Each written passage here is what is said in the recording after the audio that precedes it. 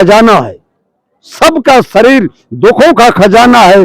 इसमें दुख आता, फोड़ा फुंसी हो गया, रो रो के लोग पड़ोसियों को सोने नहीं देते, घर के लोगों को सोने नहीं देते। जिसको पारख बोध हो गया, पता है दर्द होगा, पता है शरीर में पीड़ा होगी, लेकिन वो आराम से देखो कितना फर्क पड़ गया। बगल वाला भी आराम से सो रहा है। तो इतनी शक्ति मिल जाएगी, हर समस्या से लड़ने की ताकत आपको मिल जाएगी, जो पारक सिद्धांत के संतों को मानता है। कबीर को कबीर से भी काम नहीं चलता, कबीर से भी काम नहीं चलता। हमारे कबीर में इतने मंत्र पंथ हैं जो हमें पंडितों को काट देते हैं। कौन पंडितों को? जो क्रियाकांडी है उनको काट देते हैं। ऐसे कर्म हमारे कबीर वाले भी करने लग गए, उनसे खोस लिया और दूसरे ने काम चालू कर दिया। जो माँ बाप मरते हैं, कोई मरते पे जो होता है, वो कर्म हमारे कबीर वाले भी बहुत करते हैं, लेकिन पारखी संत नहीं करेगा। पारखी संत दीपक जलाएगा, जरूर जलाएगा, जरूर जलाएगा, पर कब जलाएगा? जब घर में लाइट नहीं होगी और रात का अंधेरा होगा, रोशनी के लिए दीपक जलाएगा, किसी पूजा के लिए दीपक नहीं जलाएगा। अगर जलाएगा, अगर आप जैसी कोई मूर्ति संत महात्मा पहुंचा है, उसकी आरती करने के लिए या तो धूप बत्ती जलाएगा या दीपक जलाएगा। बाकी पाखंड के लिए, पत्थर पूजा के लिए कबीरपंथी पारखी दीपक नहीं जलाएगा। तो मैं मेरी वाणी को यही विराम देता हूं, और कोई भाई कुछ सुनाना चाहता है वो आइए मेरी माते।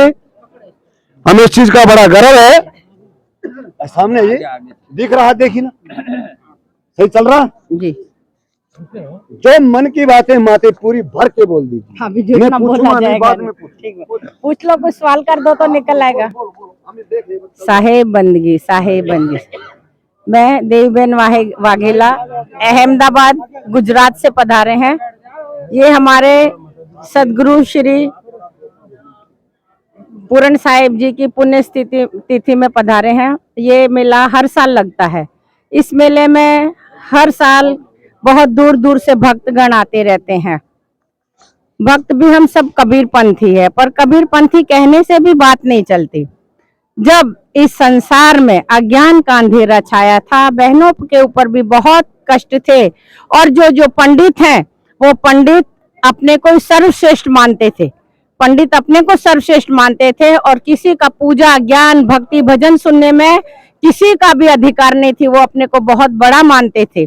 तो उस समय में बाहर वातावरण की भी गर्मी थी और धर्म गुरुओं की भी गर्मी थी। ऐसे में कबीर साहिब का प्रागट्य हुआ, उनका जन्म हुआ, और वो ज्येष्ठ पूर्णिमा को आए, पधारे। सब कहते हैं, कई हमारे कबीरपंथी कहते हैं कि उनका जन्म नहीं हुआ, पर जन्म के बगैर कोई कहाँ से आता नहीं है। सबका जन्म माँ बाप से ही होता है। बोलिए सतगुरु कबीर साहिब की। एक माता का इतना बोध है, अच्छे अच्छे संतों का बोध नहीं हुआ है कि वास्तव में कबीर ने जन्म लिया है या आकाश पाताल से आए। बहुत सारे हमारे संत कहते हैं, एक पारक सिद्धांत को छोड़ करके। इस माँ का, इस बहन का इतना बोध है, मैं इसको धन्यवाद करता हूँ, साधुवाद करता हूँ कि कबीर साहब को आपकी कोख से जन्म मानते हैं। क्या भी ऐसी तो माँ थी जिसने कबीर को जन्म दिया, यानी कि अपनी कोख को माना, कबीर को जन्म दिया है। ताड़ियां बजाइए इस बात के ऊपर, इस माता का स्वागत करिए कि हम कबीर को अच्छे से मान करते हैं। बोलिए माते, बहुत अच्छा। अरे हमारे कबीर पंथियों ने तो कबीर साहिब को उसमच खाने का जीव बना दिया। अगर जन्म माँ बाप के बगैर नहीं लेते तो क्या वो उसमच खाने से आए थे? क्या उसमच खाने से नहीं आए। हमारे कबीर साहब बहुत बड़ी पुण्य आत्मा थे। इतनी मार्मिक बात मैंने भी नहीं सुनी आज तक, जो इनसा भी बोला है। उसमच कीट पतंगा, हमारे कबीर पंथी साधुओं ने तो कबीर को कीट पतंगा बना दिया है, आकाश से आए। विचार करिए माँ की बात पे, 100 का 100 सत्य है, सत्य। तो ऐसे कबीर साहिब के उन्होंने ना चमत्कार को माना, ना कल्पना को माना, ना भ्रम को माना। और आजकल सब भ्रम की दुनिया और कल्पना की दुनिया चल रही है।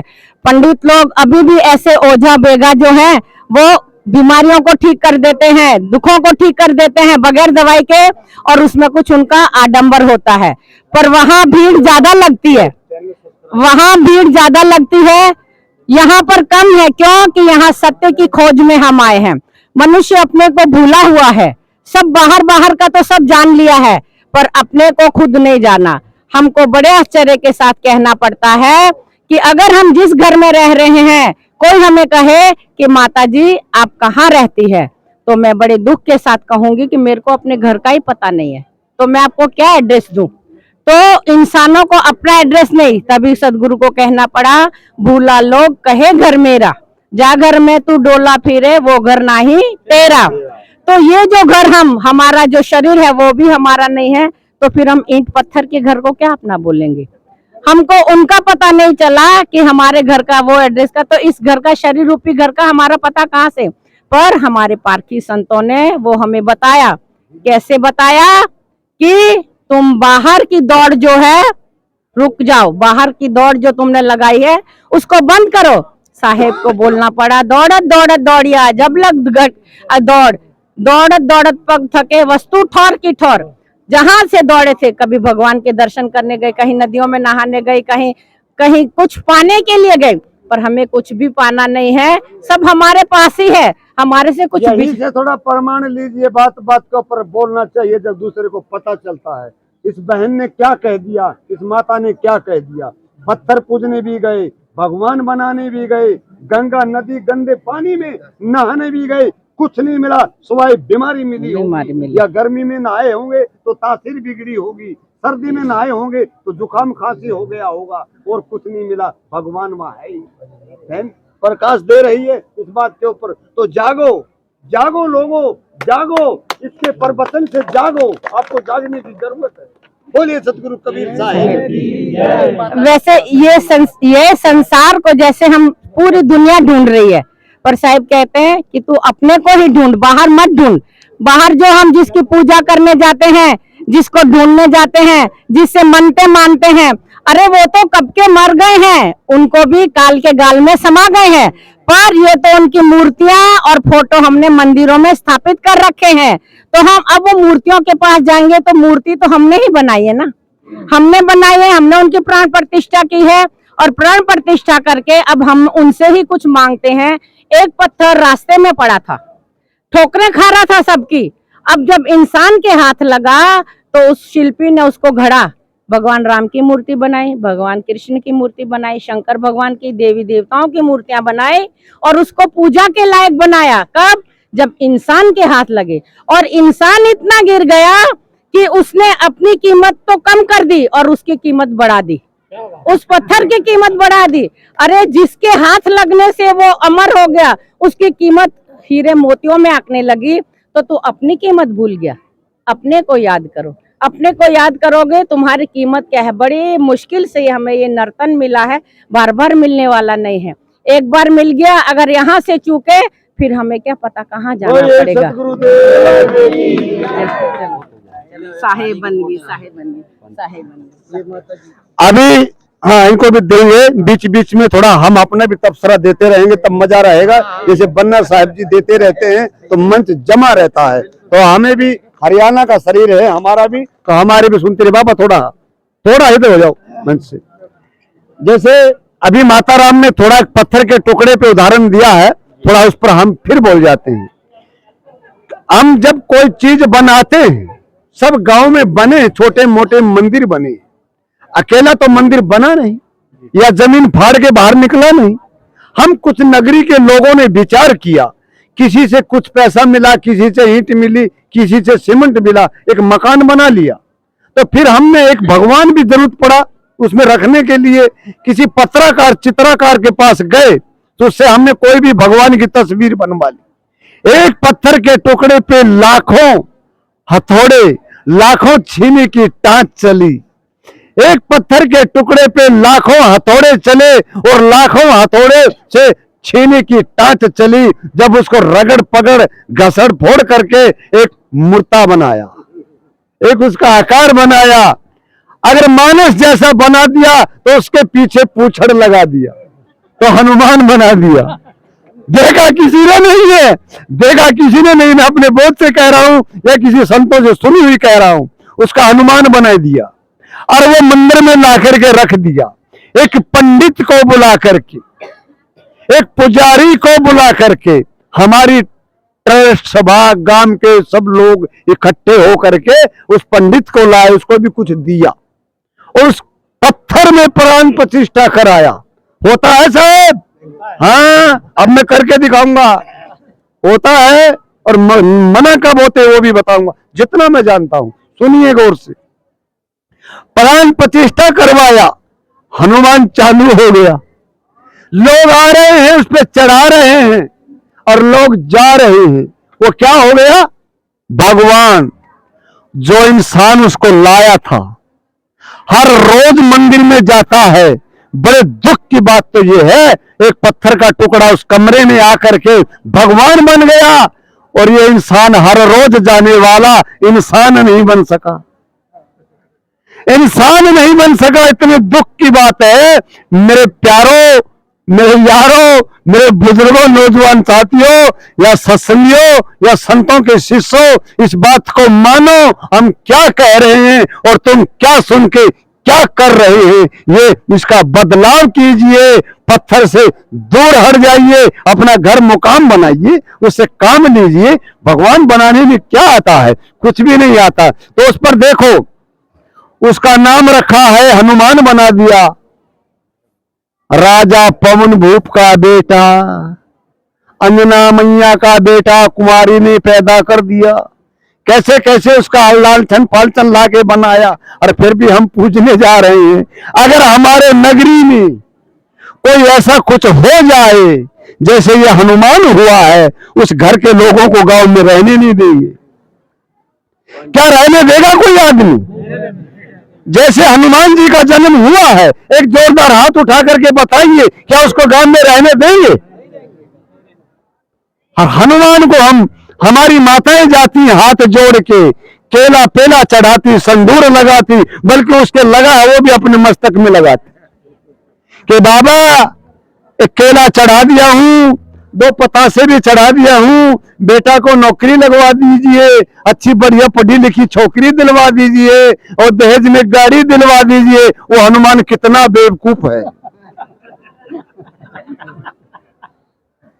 एक केला, वो भी पता नहीं गला हुआ चढ़ाया होगा, एक पतासा, वो भी उसको कीड़ा मकोड़ा खाएगा। अभी बहन बोल रही थी कीट पतंगे जैसे वो कीड़ा होते हैं वो खाएंगे, हनुमान खाएगा भी नहीं। और देगा तब बहू पढ़ी लिखी, चश्मा एंड्रॉइड लगाने वाली, अच्छा फुर्की सुर्की लगाने वाली बढ़िया बहू देगा, पढ़ी लिखी देगा। बेटा नौकरी लग गया तो बहू भी नौकरी वाली देगा। हनुमान कितना मूर्ख है। देखो, आपके बेटे मकरध्वज को कुछ नहीं दे सका, आपके बेटे को कलेक्टर बनाएगा।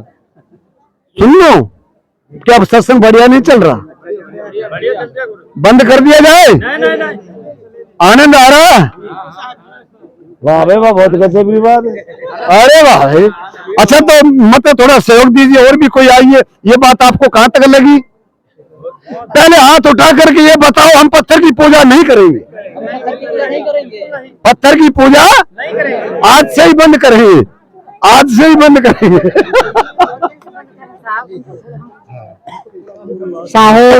पहले ये बताओ कहाँ से आए हो? थोड़ी आवाज देना माते। उत्तर प्रदेश से। हाँ, थोड़ा ऊंचा बोलो।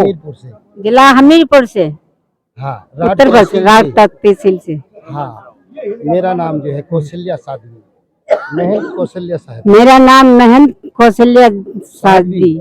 महान साहब ने को नामदान दिया है और गुरु पूर्णिमा को आश्रम चलाने का अधिकार दिया है। हम उन्हीं ने हमको बोध दिया है। तो क्या आपको कहाँ जाना है? ना कहीं आना है, नहीं कहीं जाना है, अपने आप में स्थिर रहना है। हाँ, सकल परखना, सकल परखना, कुछ नहीं कहना, अपने आप में स्थिर रहना। बोलिए सदगुरुदेव की जय। हाँ, अब जो है थोड़ा साहिब की गोष्ठी और रामानंद जी की। हाँ, हाँ, ले लीजिए।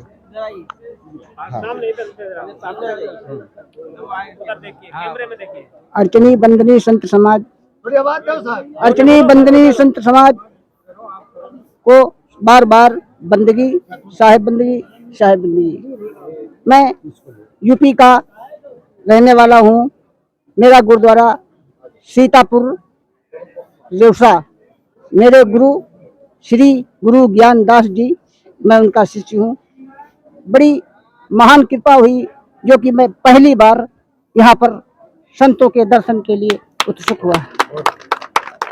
मेरा नाम गुरचरण दास, मैं रोसा का महंत सदगुरु गुरु ज्ञानदास की कृपा से आमंत्रित हुआ हूँ। बस यही पर मेरी कामना और संतों के दर्शन हेतु बड़ी सौभाग्य की कृपा है। और बस मुझे यही मेरा शुभ अवसर मुझको मिला है कि कहते हैं मिलता है सच्चा सुख केवल गुरुदेव तुम्हारे चरणों में। बस इसी के साथ मैं अपनी बारी समाप्त करता हूँ। देखिए, मैं साहेब के बारे में 1-2 लाइन दे रहा हूं। माना साहेब की आवाज कम रही है, शायद आप तक पूरी नहीं पहुंची है, कम पहुंची है, लेकिन कई बार हम बहुत बड़ी गलती कर देते हैं। किसी की वीडियो भी हम देख रहे हैं चैनल पे, संत की आवाज कम आ रही है तो उसको हम हटा देते। ये गलती मत करना। ठंडी आवाज में संतों ने कहा चुप रहिए, शांत रहिए। शांति आवाज में न जाने क्या दे देगा वो। आपने उसका भाव भी समझना होता है। आपके ठीक प्रत्येक सामने खड़ा, ये संत सामने आया है, इसका भाव को समझना जरूरी है, नहीं कि इसकी आवाज को समझना। साहब का बहुत बड़ा मन भाव है कि इतने जो लोग यहाँ कह रहे हैं वास्तव में सच्चाई है। मैं भी कुछ बोलूं, ये बोलने आए थे, कुछ वो निकल नहीं पाया इनसे, हम समझे हैं। वो ये उगल नहीं सके, लेकिन अपने भाव से दे चुके हैं। लेगा कौन जो पार की है। बोलिए सतगुरुदेव की जय। आज साहब की गोष्ठी सुनाना चाहता हूँ, थोड़ा रामानंद जी की। इतनी बड़ी है और थोड़ी सी है जो आपको उनका आवाज आखिरी बोल सुने। इनको देखो बाबा जी, आपका देखो हो गए हैं। आज ही साहब इधर आइए। हो गया, इतना नहीं है, इंट्रोडक्शन चल रहा है। ये पकड़ लीजिए, आवाज में देना साहब थोड़ा। मेरा नाम शेखर चंद साहू है, मैं छत्तीसगढ़ का हूँ और छत्तीसगढ़िया सबले बढ़िया। सबसे पहले तो वही है मेरा उद्देश्य, छत्तीसगढ़िया सबले बढ़िया। छत्तीसगढ़िया सबले बढ़िया इसलिए बोला जाता है क्योंकि वहाँ सप्त ऋषि का विराजमान है। सातों ऋषि अपना छत्तीसगढ़ धमतरी जिला के नगरी ब्लॉक सियावा क्षेत्र में पूरा बैठे हुए हैं। जैसे सिंह ऋषि है, अगस्त ऋषि है, कुंभज ऋषि है, गौतम ऋषि है, मैचकुंड ऋषि है, कर्क ऋषि है। ये सब सप्त ऋषि उधर विराजमान है। और प्रभु श्री रामचंद्र जी का भी उसी एरिया में आगमन हुआ है। और वहाँ छत्तीसगढ़ में सबसे श्रेष्ठ फसल है धान का, जिसको धान का कटोरा भी बोला जाता है छत्तीसगढ़ को। वहाँ 2 फसली ही धान का होता है फसल। और यहाँ मैं पहले बार आया हूँ कबीर आश्रम में। मैं कहीं नहीं गया था, मैं पहले यहीं आया हूँ। पहले तो मैं अपना भाव भक्ति में था, पूजा पाठ किया था, करता था। जैसे पत्थर को कहीं से भी उठा के मंदिर में रखते हैं और पूजा पाठ करते हैं, अभी बताया हमारे माता श्री ने, वैसे ही हम लोग भी भाव भक्ति में लगे हैं। एक देवी को छोड़कर दूसरे देवी के पास जा रहे हैं जो अपना कष्ट दूर नहीं हो रहा है। तो और मेरे को यहाँ आके ऐसे लगा कि वास्तविक में मैं स्वर्ग में आया हूँ। मैं स्वर्ग में आया हूँ क्योंकि मेरे को सबसे अच्छा तो ये लगा कि यहाँ जैसे कि अपन भंडारा लगते हैं तो भंडारा में सब एक साथ बैठ के खाना खाने के बाद अपने पत्ते को स्वयं उठा के वहां रखो। ये साफ सुथरा का बात है, अपने स्वयं का समझदारी का बात है। और सेकंड बात यह है कि अपने को मतलब साधु संत के भाव भक्ति में अपने को लीन होकर के सेवा करने का अवसर मिला है अपने को। तो ये सबसे अच्छी बात है। और मैं तो यही कहूंगा कि हम लोग सभी को देवी देवता जितना भी लालच लोभ है ना, उसको छोड़ करके भूल करके हमें ये कबीर साहब के ही ओर अग्रसित करना है और आगे बढ़ के अपने को भक्ति में अपने आप को लीन करके बहुत सागर से पार होना है। हम लोग क्या करते हैं, एक दूसरे के लिए जलते हैं। जैसे कि दादाजी आगे बढ़ रहा है तो मैं इसके लिए खांचा खड़ूंगा कि आगे मत बढ़ो आप, मैं इनसे आगे बढ़ूंगा। लेकिन हम लोगों के साथ में धन दौलत नहीं जाएगा। जो हम लोग ना एक दूसरे के लिए मतलब सहयोग भावना करेंगे, पुण्य के काम करेंगे, वही हमारे साथ आगे जाएगा और कुछ नहीं जाएगा। मात्र हम लोगों को 3 गज जमीन का ही जरूरत पड़ता है, लेकिन हम लोग जमीन खरीदने में ही अपनी जिंदगी बिता देते हैं, न सेवा भाव में नहीं बिता पाते हैं। तो आप लोगों से यही उम्मीद है मेरे तरफ से कि सब अपन भाव भक्ति में लीन हो जाएं और एक दूसरे के लिए गड्ढा खोदना बंद कर दें। वही हम सबका भलाई है। सतगुरुदेव की जय। भाई ने जो कहा है छत्तीसगढ़ से आकर के, और अपने आप को एक छाप भी दिया है, छत्तीसगढ़िया सबसे बढ़िया। क्यों कह दिया? कि कम से कम नहीं, ज्यादा से ज्यादा छत्तीसगढ़ की बहनें इतनी साध्वी हैं कि पूरे भारत के ये पुरुष लोग मेरे जैसे साधु हैं, इतनी तो छत्तीसगढ़ की बेटियां साधु हैं। इतनी तो छत्तीसगढ़ की बेटियां साधु हैं, और वहां के पुरुष जो साधु हैं वो तो मुनाफे में रह गए। तो इसलिए छत्तीसगढ़ ज्यादा बढ़िया माना जाता है कि संतों के सानिध्य में रहते हैं। ये घंटी भोजन की लग गई। 1 मिनट एक चुटकुला सुन लीजिए, कल फिर लगाएंगे या शाम को लगा देंगे। सुन लीजिए गौर से, इतनी मार्मिक बात बताए जा रहा हूं, जरा घंटी रुक जाने दीजिए। अभी 15-20 रोज पहले, महीना भर पहले एक बहुत बड़ा त्योहार गया है जिसको नवरात्रे कहते हैं। 9 देवियां रही हैं। आप कहते हैं अभी शतक देवी देवता। अब देवताओं की चर्चा सुन लो। अभी ये 9 दिन माताएं भूखी रही हैं। किस चीज की भूखी? उनको अनाज नहीं खाया, बाकी पेड़ा बर्फी। 2 मिनट सर, 2 मिनट, सिर्फ 2 मिनट, बस 2 चिंत चल रहा, 2 मिनट। हाँ, ये जरूरी है, उधर से लग क्या, जब तक हटा देंगे। तो क्या कहने की बात छोटी में काटनी पड़ेगी कि ऊपर ज्यादा से बड़े आ गए हैं, साहब जी हला जाते हैं, तो हम तो ताकत क्या है इनके सामने। तो कहते हैं छोटा सब काट देते हैं। वो देवता बताते हैं उनके 8 हाथ इधर होते हैं, 8 इधर होते हैं, 16 भुजाएं होती हैं। कहते थे कईयों को 16 कला संपूर्ण होते हैं, वो भगवान होते हैं। उन देवियों के 16 भुजाएं होती हैं। घर जाकर के देख लेना, आपके मोबाइल में फोटो आ जाएगा, मोबाइल से देख लेना। किसी एक हाथ में गला हुआ सेब, कोई नारियल, कोई चीज खाने की नहीं मिलेगी। क्या जादू करके गला पकड़े कोई खाने का आइटम नहीं मिलेगा। किसी में चाकू, किसी में छुरा, किसी में गणासा, किसी में भाला, किसी में कुछ, किसी में वो चक्कर चलता है, वो सब में ये मिलेगा। अगर उस जमाने में 2 चीज नहीं थी, या तो ये थे नहीं, ये देवा लोग थे नहीं, अगर थे तो 2 चीज नहीं थी। कौन चीज? एक तो तोप, और एक ये कट्टा यूपी वाला और रिवाल्वर जो कहते हैं, ये नहीं थे। अगर ये भी होते तो उनके पास होते तो कौन से बच के भागता तो गोली मार देती। सच्चाई है ये नहीं थी। उस देवी को आप केला दे रहे हो। शेरा वाली को अभी एक गाना भी आया था, वो डोला क्या डोलू है, ढोलू वाला, उनकी पत्नी ने गाया था। क्या पत्नी है क्या, कौन उनके साथ रहती है वो, क्या मैया जी मेरे घर आना, हलवा पूरी बनाया है, जरा भोग लगाना। संजोग से जब माँ आ जाए, वो उनकी माँ शेर पे चढ़ के आ जाए, तो नगरी का क्या होगा? नगरी का क्या होगा? अगर वो शेर आ गया तो नगरी का क्या होगा?